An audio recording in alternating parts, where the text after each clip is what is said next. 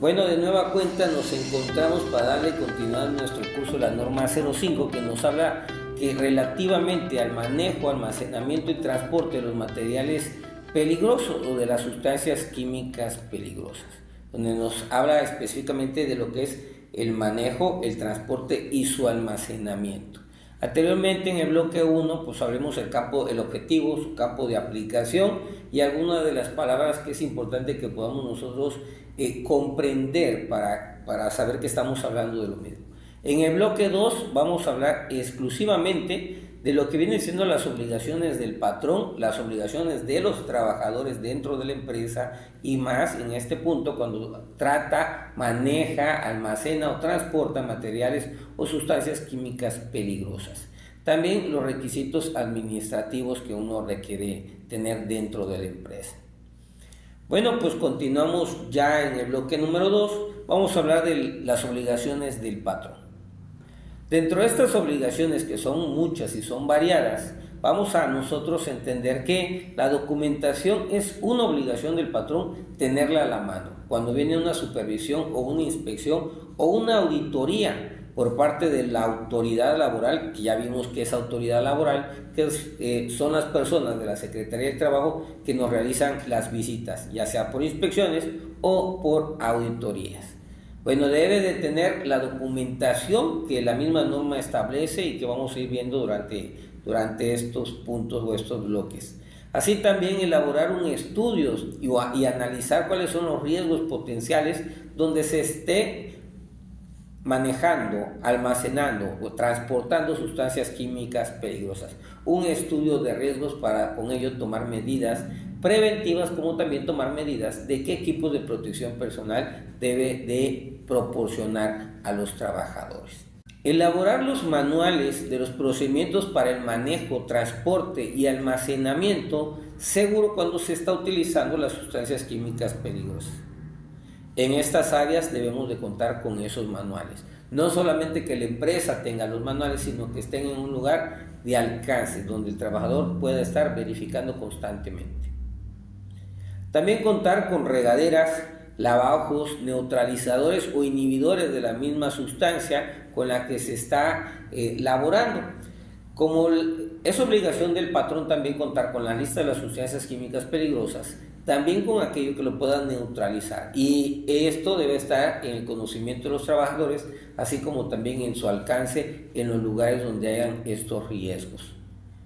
Por el contacto con las sustancias químicas peligrosas, ya sea en la piel o en la ropa, también es obligación del patrón, de la empresa, contar con áreas específicas donde la ropa que se quita el trabajador se pueda colocar, el proceso de limpieza o desecho de estas ropas, así como también tener sus lockers especiales o también tener, además también poder tener baños especiales para que las personas que están expuestas, que puedan tener algún contaminante producto del proceso de su trabajo, puedan recibir un baño si es que la sustancia química peligrosa no ocasiona ningún tipo de problema al contacto con el agua. Además, el patrón debe de proporcionar también manuales de primeros auxilios, lo cual nos va a llevar a que también debe de dar capacitaciones de primeros auxilios al personal destinado para ello, así como tener los medicamentos o los equipos que se requieren. Solamente el manual no ocasionaría ni un beneficio concreto. El manual es el conocimiento y la información, pero el personal entrenado y las herramientas y los equipos es todo el compendio de lo que debe de proporcionar el patrón.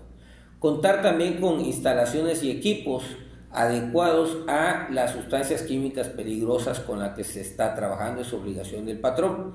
Establecer actividades peligrosas como también algún manejo de altos riesgos para saber cuál es el procedimiento que tiene que elaborar el patrón, para también poner un procedimiento donde todo el trabajador que llegue al área de trabajo con ciertas sustancias químicas tenga el conocimiento de cuál es el procedimiento seguro para esa sustancia química o en el área donde se está desempeñando. Programas específicos de seguridad e higiene. En este nos va a hablar en un programa de manejo, un programa del transporte y un programa de almacenamiento. Las secuencias de cada uno de ellos, los tiempos, así como también los volúmenes con los que estos se pueden realizar y si deben ser manuales, deben ser con equipos, maquinarias o con otro tipo de sistemas para su transporte, almacenamiento o manejo. Dentro de ello, el patrón está obligado a capacitar y adiestrar a los trabajadores en el programa específico de seguridad e higiene para el manejo, transporte y almacenamiento de dichos materiales peligrosos o sustancias químicas peligrosas. Contar también con un programa de mantenimiento preventivo, así como también con el mantenimiento correctivo. El mantenimiento correctivo, si bien no lo puedes programar, porque es un mantenimiento de corrección a una falla, sí tener la documentación de cuando esto se realice. Tu programa de mantenimiento preventivo y la información del mantenimiento correctivo cuando se presenta una falla entre mantenimiento y mantenimiento preventivo. Comunicar los riesgos a los que estén expuestos los trabajadores. Esto lo debe de hacer a través de pláticas, lo debe de hacer también de fichas o señaléticas informativas, comunicar qué riesgos en cada área y qué riesgos de cada material. De igual manera, los exámenes médicos que se le deben de aplicar a todos los trabajadores, inclusive antes de contratar, durante la actividad, que deben de estar en una forma periódica, así como también en ciertas sustancias químicas peligrosas que requieran ser más específicos para dichos exámenes. Hasta el momento hemos hablado de las obligaciones del patrón y como pueden ver, el patrón debe de proporcionar no solamente información, conocimiento, capacitación, también las herramientas para que se pueda dar la atención a todo lo demás. Y las herramientas incluyen también el sistema administrativo, como son los programas y procedimientos. Vamos a hablar ahorita a continuación dentro de este bloque 2, cuáles son las obligaciones del trabajador. Porque nada de esto anterior funcionaría si el trabajador, que es quien lo aplica, ya sea desde el director hasta el operario de más bajo rango, y al final de cuentas son los que lo aplican. Bueno, obligaciones de los trabajadores, primero que nada, cumplir con todas las disposiciones de seguridad que esté establecido por la empresa y por el patrón. También participar en las capacitaciones, ya que ellos son los que van a tener el conocimiento y los que la van a aplicar, ya sea en la parte del manejo, almacenamiento y transporte, o ya sea también en la parte de la atención de primeros auxilios.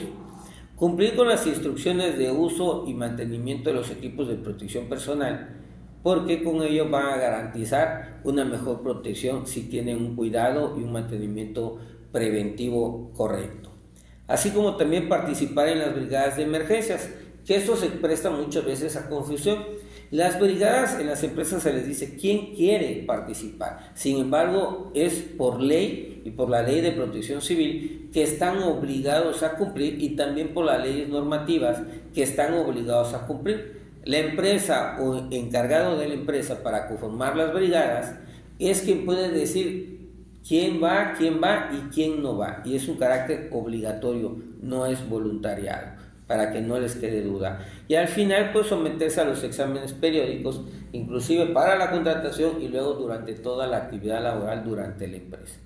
Y de esta manera pues vamos a darle cierre a lo que son las obligaciones del patrón, así como a las obligaciones de los trabajadores.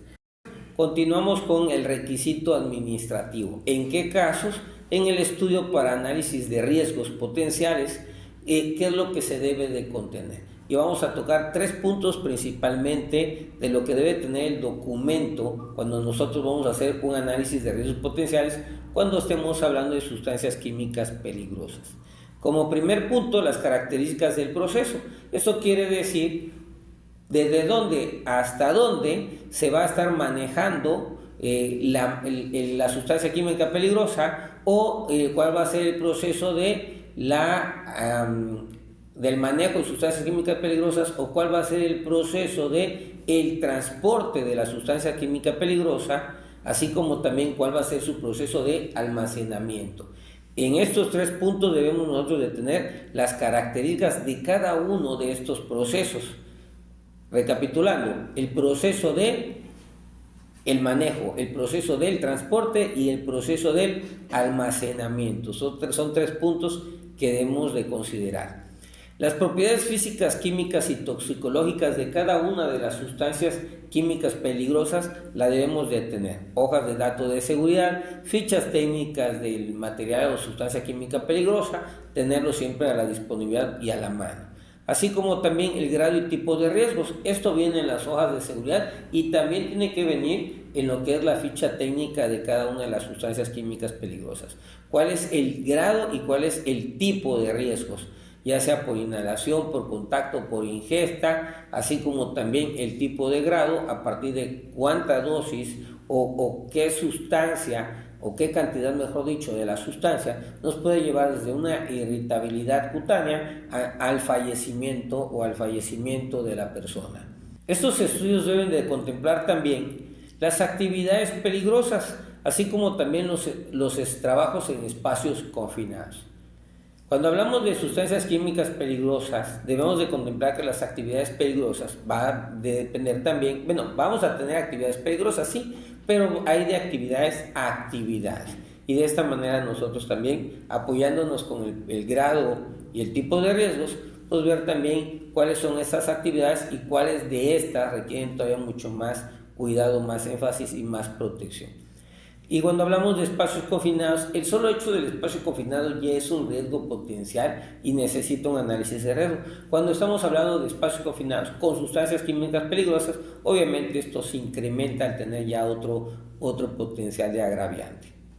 Las zonas de riesgos, así como también el número de trabajadores, las zonas de riesgo nos va a decir en qué área es seguro y qué área no es segura. Y de esas áreas que no son seguras, cuáles son las de mayor riesgos y cuáles podrían traer un impacto mucho mayor de acuerdo a la cantidad de trabajadores que se encuentren en esta área.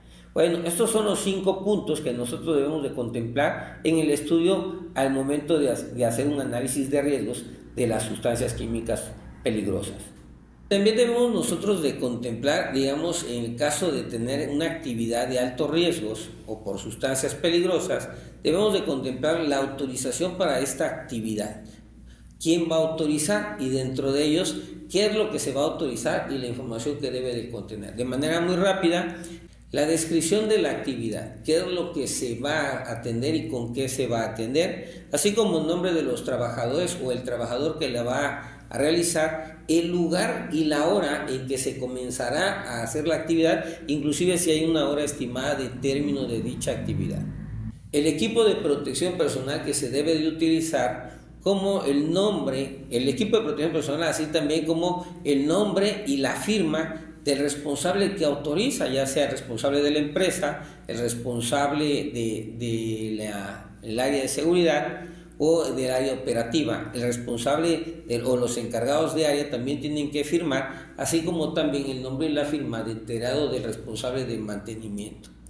A todo ello, anexar el procedimiento seguro para realizar dicha actividad y verificar que se encuentre con lo mismo, con el personal entrenado, en la hora pactada, la actividad que se va a realizar, las personas que la van a realizar y que cuente con todas las firmas que ya mencionamos.